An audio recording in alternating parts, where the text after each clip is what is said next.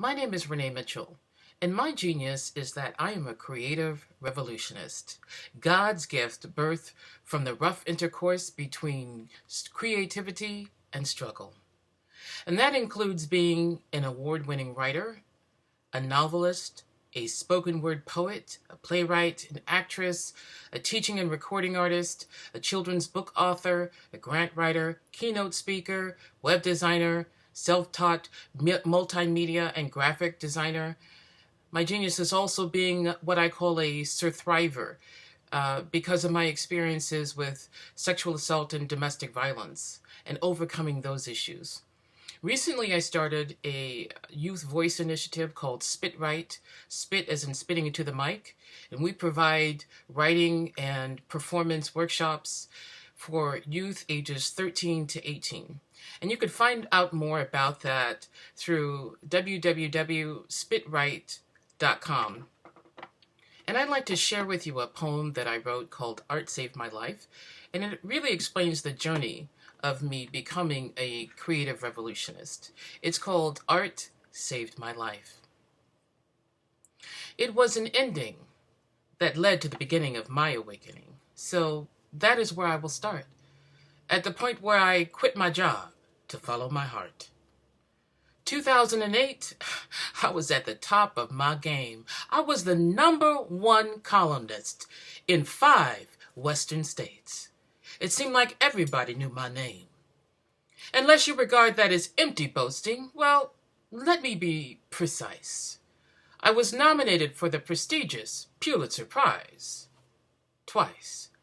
I was so hot, seemed like even the flutter of my false eyelashes could melt ice. But in a moment of impulse, I walked away from the only career I had ever known.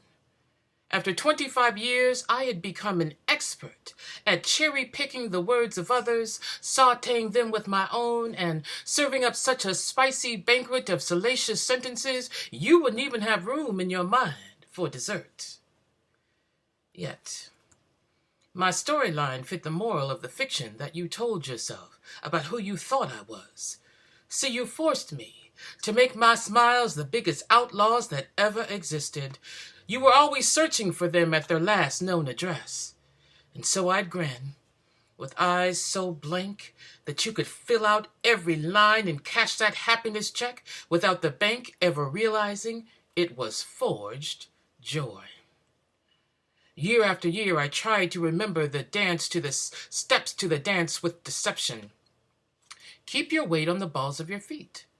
Right arm up, keep it tense, follow his lead. Stand with your feet close together. Step back with your right foot, then your left.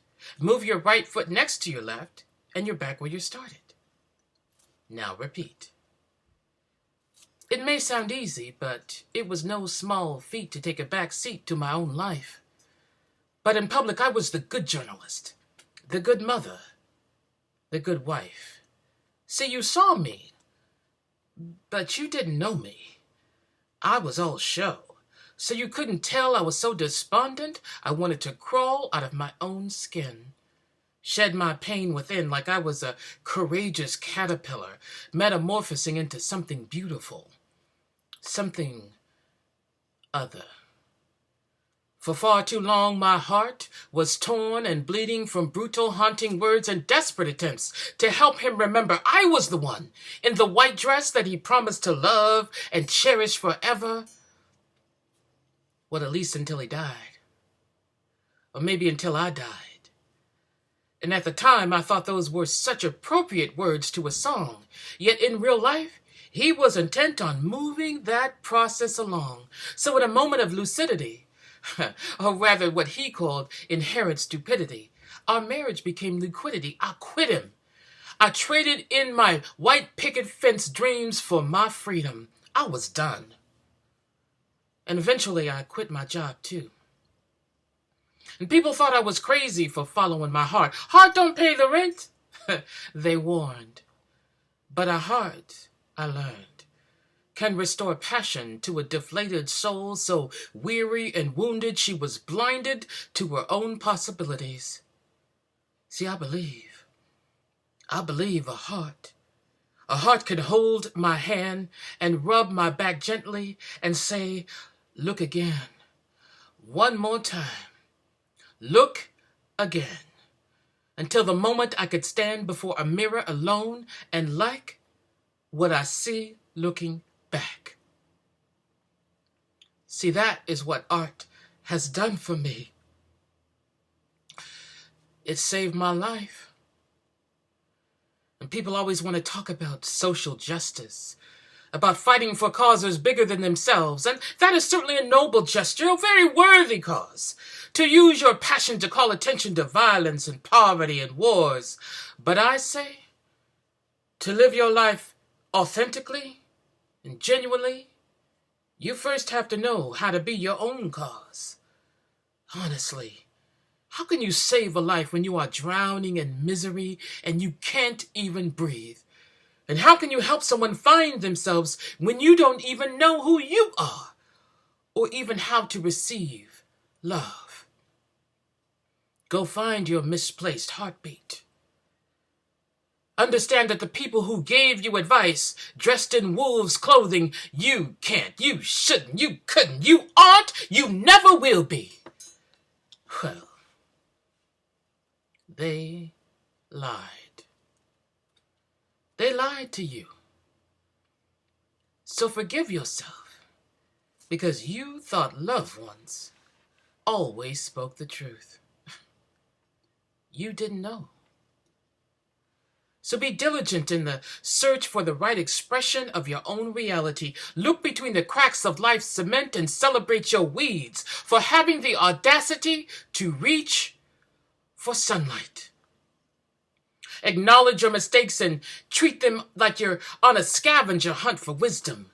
Disappointments are there to remind you that hope is alive and longing to be the refrain of your life's anthem. So be authentic and be real and be the best you. This is not an easy journey. You cannot be on this divine path and still live your life based on others' expectations. Sometimes social justice is wrapped up in the righteous anger of one who is done with what is and ready to embrace what will come. Righteous anger might be exactly what you need to step away from the seductive shadows of dark night and know that you are unquestionably worthy of saving your own life. And we are here, searching for answers just like you, wrapped up in the cause of unraveling life's reclusive mysteries. We are here listening and wearing our hearts on our sleeves and more than willing to help you carry your load that has your back bowed down so far that you can kiss your own toes.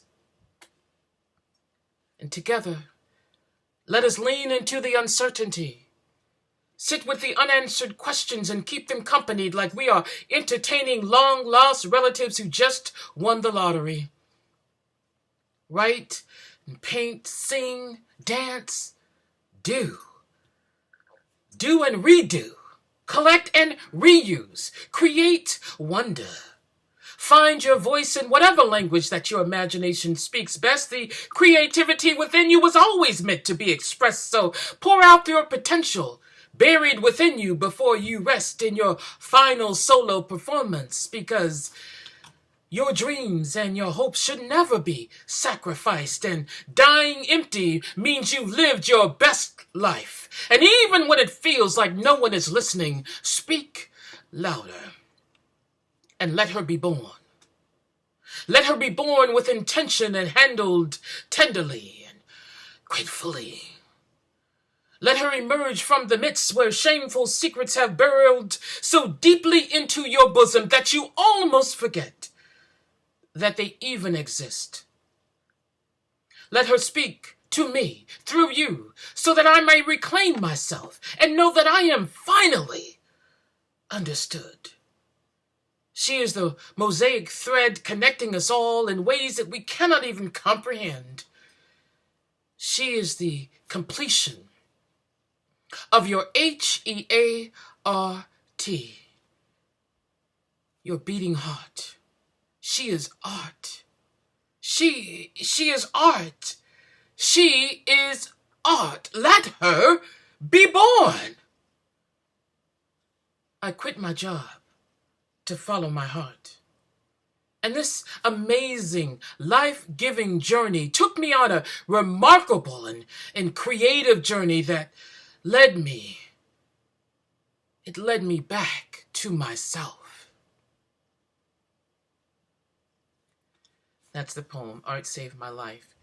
If you'd like to know more about me, please feel free to visit my website, www.renee, R-E-N-E-E, Mitchell, M-I-T-C-H-E-L-L, speaks as in talks, SPEAKS.com.